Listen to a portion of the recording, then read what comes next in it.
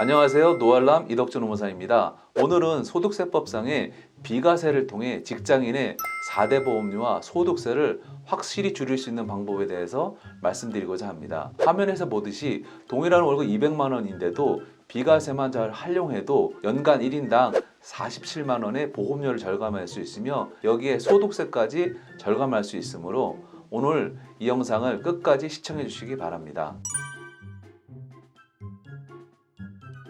비과세 소득이란 말 그대로 과세하지 않는 소득, 즉 세금을 매기지 않는 소득을 의미합니다. 우리가 받는 월급 중 4대 보험료 가근세는 세법상 과세 대상 근로소득을 기준으로 부과하고 있기 때문에 우리가 받는 월급 중 비과세 금액이 많아질수록 4대 보험료와 가금세가 줄어들 수 있습니다. 통상 비과세 근로소득은 9가지 정도로 구분할 수 있습니다. 이 중에서 식대, 자가운전보조금, 출산보육수당은 많은 회사가 알고 있으나 표에서보는 4번의 생산직 근무자의 연장근무수당에서는 많은 회사가 놓치고 있습니다.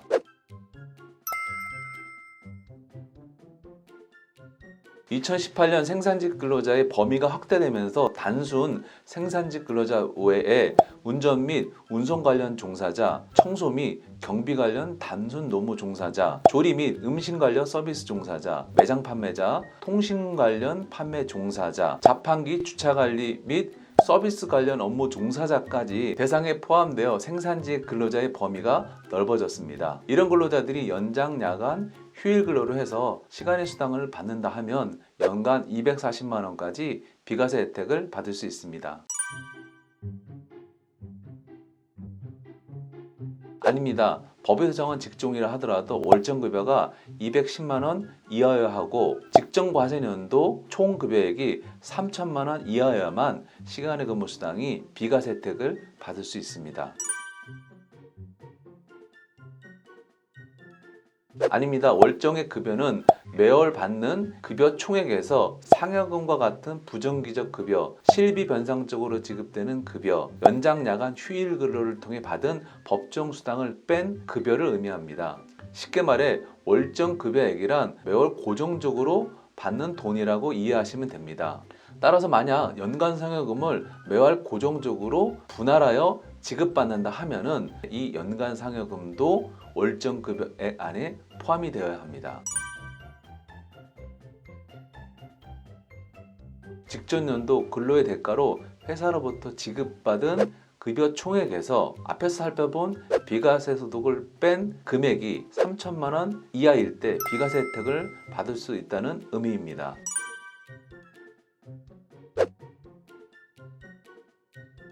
아닙니다. 실제로 연장 근무를 하지 않고 받는 연장 근무 수당은 비과세 혜택을 받을 수 없습니다. 예컨대 포괄 근로계약을 체결한 경우 거기에 연장 근무 수당이 고정적으로 정해져 있다 하더라도 실제 연장 근무를 하지 않는 경우에 대해서는 비과세 혜택을 받을 수 없지만 실제로 연장 근무를 실시하였다면 포괄 근로계약이라 하더라도 비과세 혜택을 받을 수 있습니다.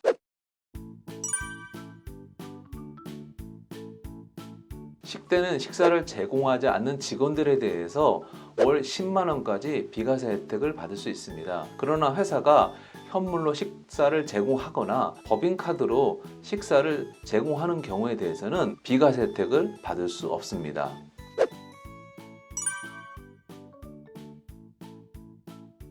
자가운전 보조금 20만 원을 비과세 받기 위해서는 자기 차량을 회사의 출장 업무에 사용해야 하며 또한 출장 경비를 이중으로 정산받지 않아야 되고 사내 규정으로 자가운전 보조금에 관한 지급 규정 근거가 있어야 합니다. 직원이 부부 공동 명의로 된 차량을 이용하여 출장 업무를 수행하여도 동일한 비과세 혜택을 받을 수 있습니다.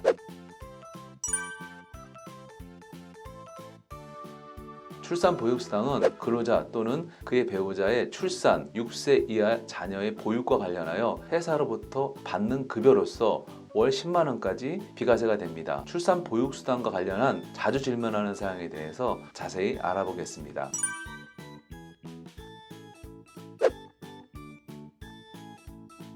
아닙니다. 같은 회사에서 맞벌이하는 부부가 6세 이하 자녀 1인에 대해서 각각 출산 보육수당을 받고 있다면 소득자별로, 즉 엄마 아빠가 각각 출산보육수당 10만 원에 대해서 비과세 혜택을 받을 수 있습니다.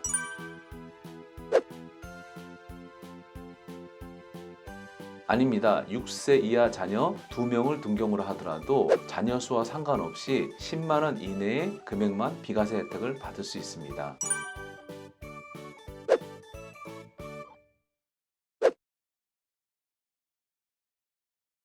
아닙니다. 2개 이상의 회사에서 근무하면서 출산보육수당을 매월 각각 중복하여 지급받았다 하면 각 회사의 보육수당 합계 금액 중 10만 원의 범위 내에서 비과세 혜택을 받을 수 있습니다. 따라서 총 13만 원 중 10만 원만 비과세 처리됩니다.